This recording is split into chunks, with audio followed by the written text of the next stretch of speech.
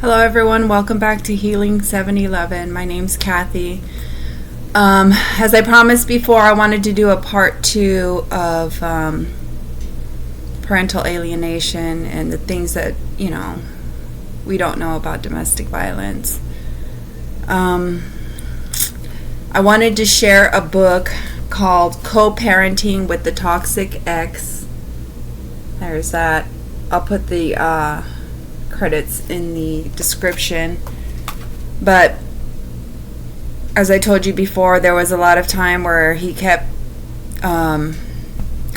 visitation from me, and this is a tactic, and it's laid out in the book. I kind of wanted to go through a couple of bullet points and just give you examples of like the more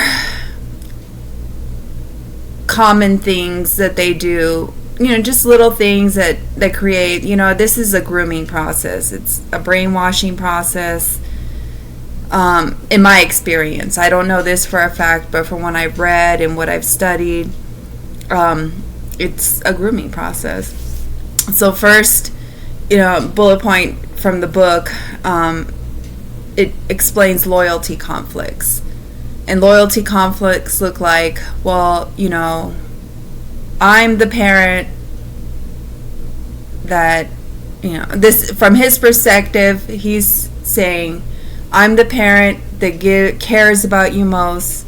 I didn't leave you. I've always been here for you. I'm fighting for you. See all of these things that I've done for you? You should be more loyal to me.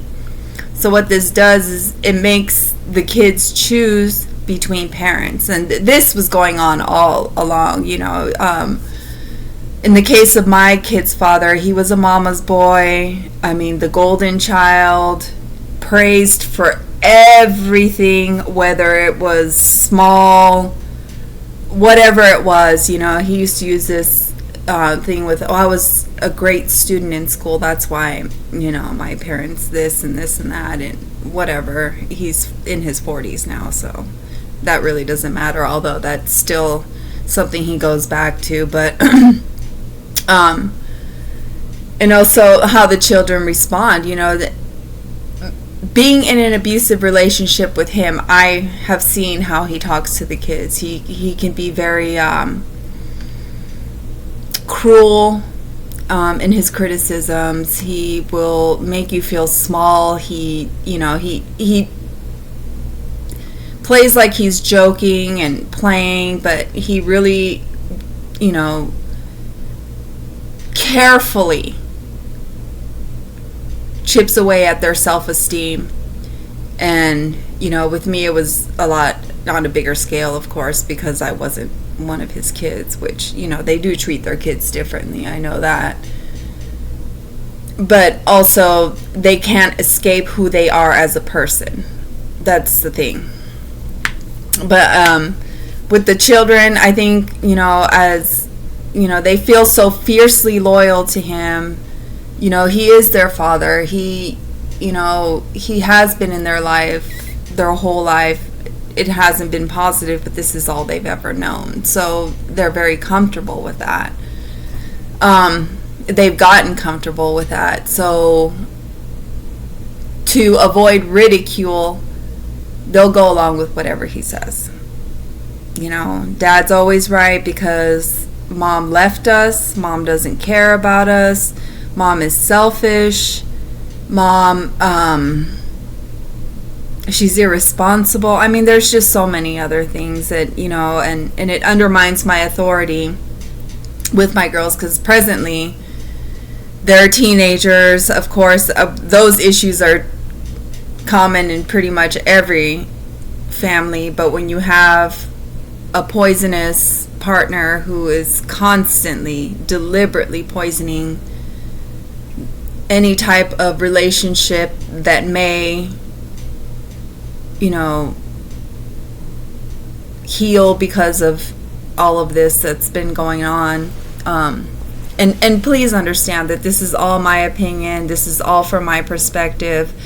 I have, I take accountability for the part that I played. I allowed myself to be played by this person on numerous times, but I didn't know better then. Now I know better now, and that's what has started my healing journey, is just first and foremost admitting to myself that, I played a part in this because I knew, but out of fear, shame, guilt, worry, I let all of those negative feelings hold me back. And like I said, now I know better, so I do better. And I seek it in every relationship now. If it's not authentic, if it's any sign of control at this stage, there's people who have power and they command respect, and then there's people who demand it and take it at any cost. And I've learned the difference. But again, back to the parental alienation. With undermining my authority, like I said, my girls are teenagers, so now they feel that they don't have to come to me about anything. They say, well, Dad said this and Dad said that, so now I'm having a hard time saying, well, this is my house, my rules. It turns into an argument. There's no respect. The kids have told me repeatedly they don't respect me. They don't like me.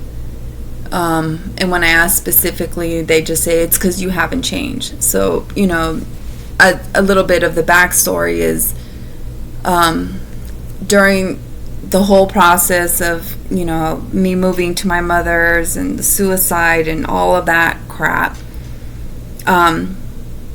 he tried to sneakily go into court and take the kids so he could move them to Vegas so he could be closer to his mother. He is attached at the hip, always has been. Mother was always a great enabler, and maybe later on I can go into that, but he wanted to move to Vegas with the kids, and I just refused. So, there's this bitterness, and, he made them, believe that Vegas was the best thing, and being with his family was going to be the most important thing, and now here I come, the big bad mom who doesn't want her kids raised in Vegas, holding them back. So this has been an issue. I mean, it's just grown and like spread in such a negative way. Now it's like everything I do is because I haven't changed, and you can apologize 1,000 times, but when someone has 15 months of time to sit there and convince your kids what a horrible person you are without your side of the story, without knowing all the facts, just simply getting what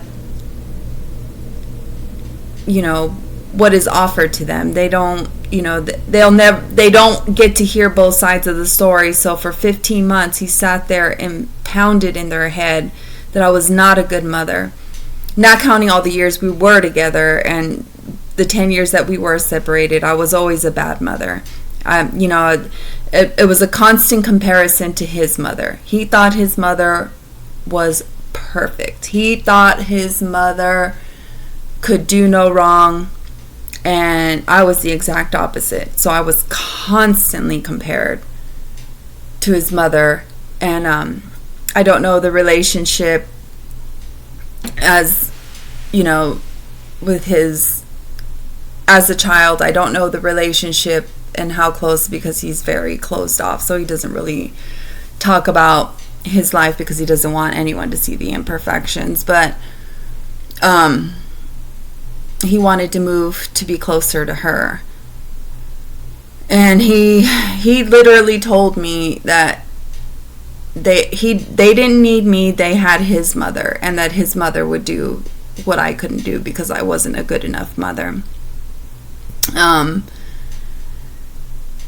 So, that has caused a lot of issues. So now it's like, oh, you just haven't changed. You haven't changed. So basically what they're saying is I haven't changed my mind. I still will not allow him to take my kids to Vegas because we lived there. I lived there for 5.5 years. He was raised there and went to school there and all of that. But when I was there, it was a very not pleasant experience. I experienced a lot of trauma while I was out there. Just in, the environment is just unhealthy for kids, and I refused. I flat out refused. I would not budge. I was not going to allow him to take the kids to Vegas. So to this day, there is a grudge, and he plays on that grudge, plays on the past, constantly reminding them that I left them, that I did this, that I did that. The past is relived constantly, so the kids are never allowed to heal, because it's constantly being reiterated. All the horrible things I've done, how terrible of a person I am, and what a terrible mother, and how I don't even compare to his mother. So, with the kids, it gets really confusing. Like I said, he did keep them for, it was 2 periods of time. There was a time of 7.5 months, and then there was another time that was close to 8 months where he kept the kids. How he got away with it is, parental alienation is not really a crime. They list it somewhere, but there's no punishment. It's not even recognized as domestic violence, which is nonsense.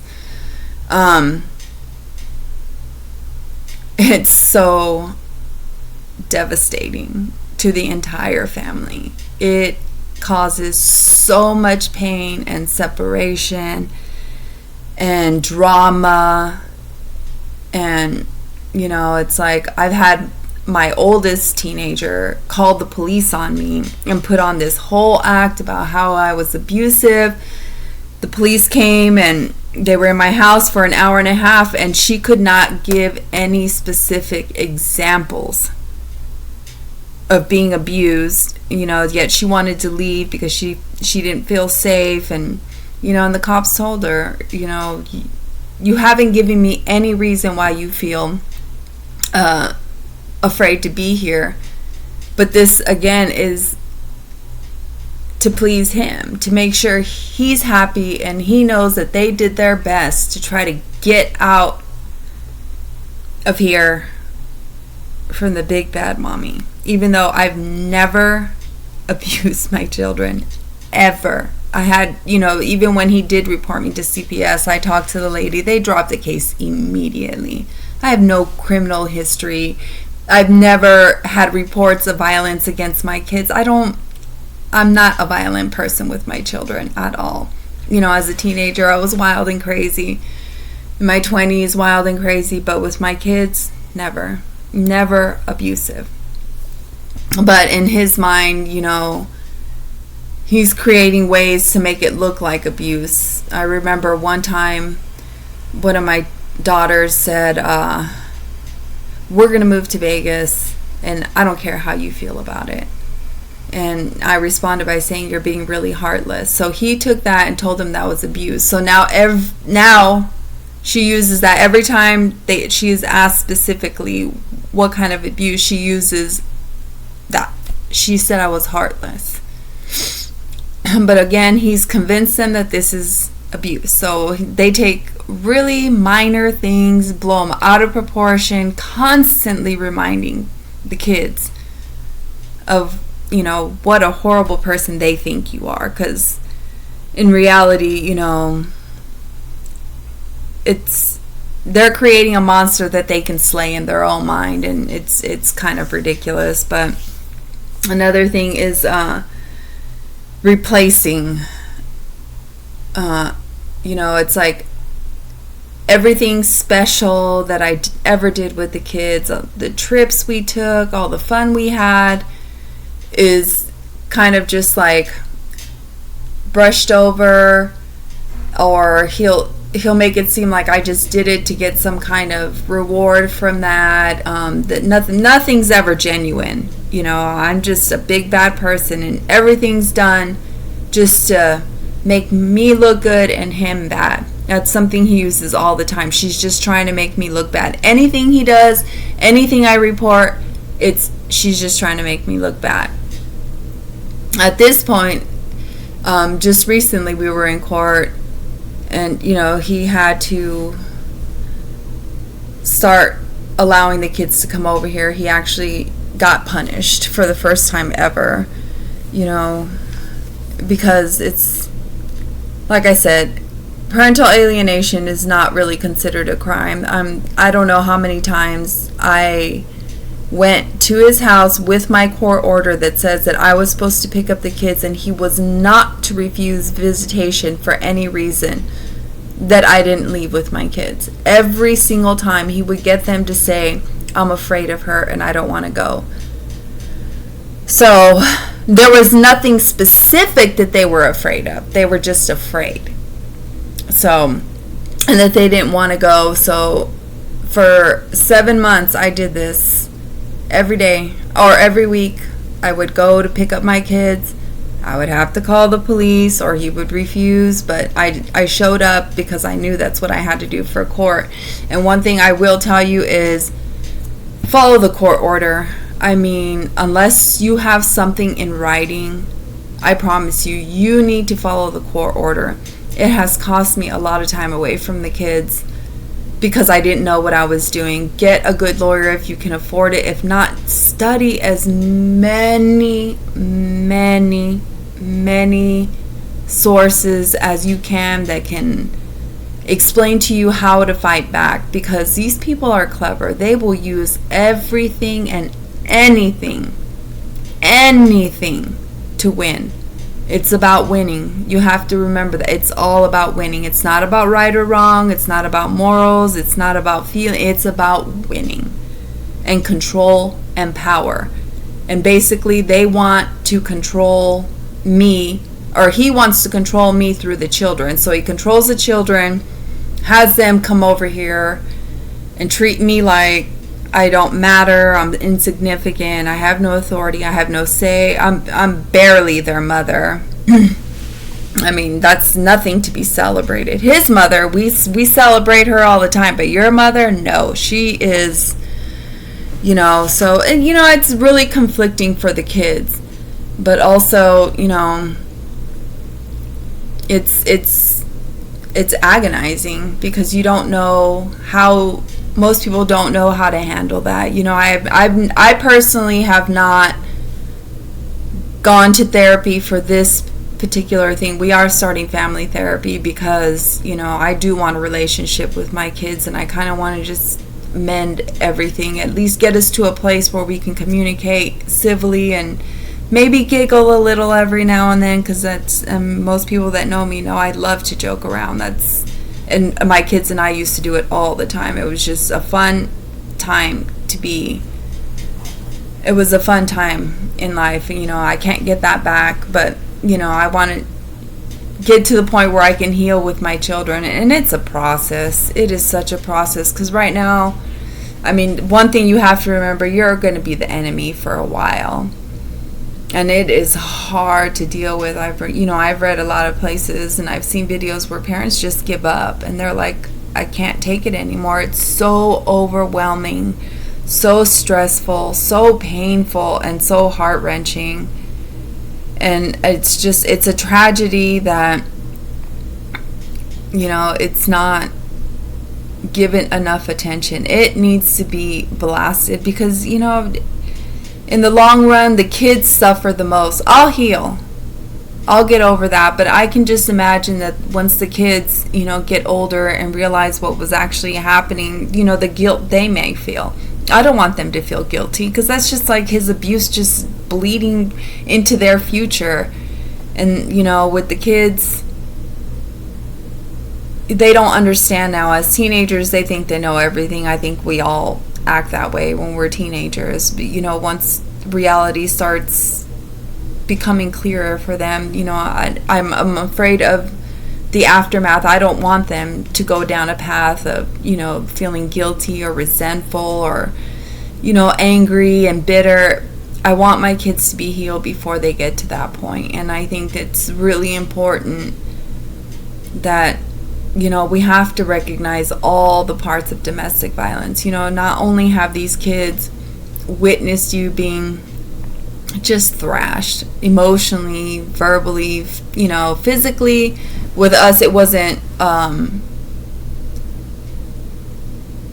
as bad. There was never any like face punching. It was just little things like pushing me into things. I remember one time him kicking me off the bed because I refused to have sex, and we'll get into the sex thing later, but you know, just getting savaged regularly. And you know, and it's really hard because, you know, like, these kids are half of me.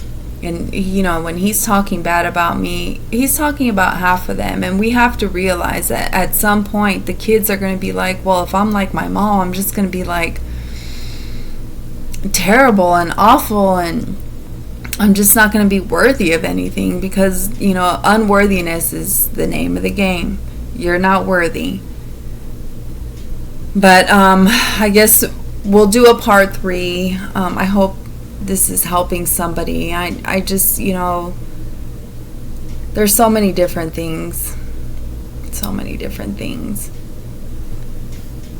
But I want to thank you again for listening. I will catch you on the next one. I will do a part 3. I think that'll be the end of that. And then we can go into some different things that people don't talk about when it comes to domestic violence. So thank you. Bye-bye.